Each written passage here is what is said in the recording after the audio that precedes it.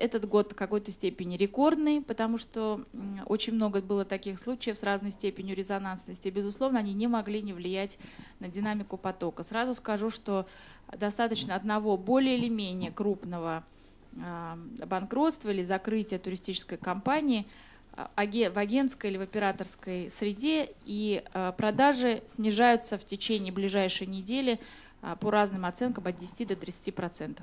То есть на бронирование, безусловно, эти факторы имеют довольно серьезное влияние и скорее негативное. Какие туры пользовались наибольшим спросом в 2012 году? Средней продолжительности от 8 до 14 дней.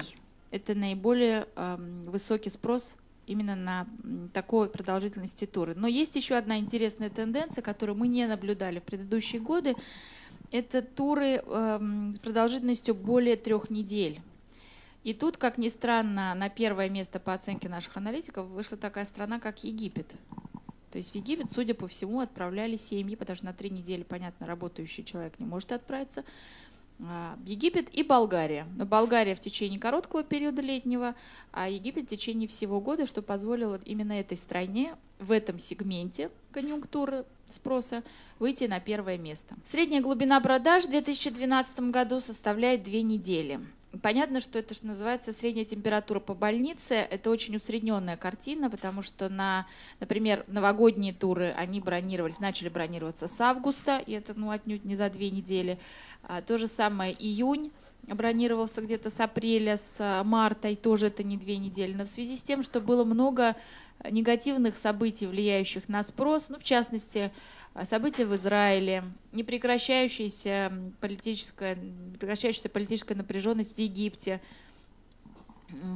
Некоторые другие страны также подпали под влияние объективных всяких факторов.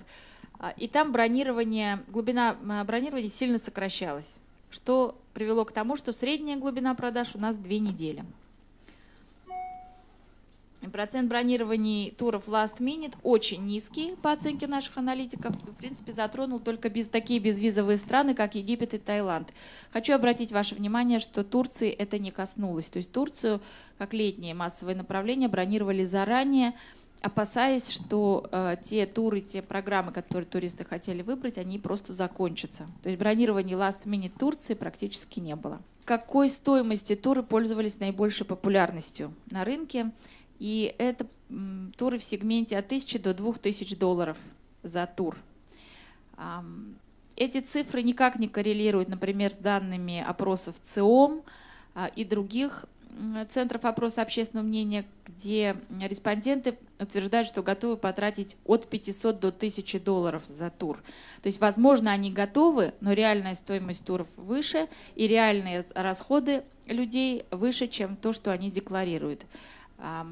Мы также можем сказать, что по сравнению с прошлым годом ценовой сегмент реальных продаж в туристическом бизнесе увеличился. То есть покупают более дорогие туры, чем это было в прошлом году. Напомню, что в прошлом году наибольшей популярностью пользовались от 600 до 1200 долларов за тур.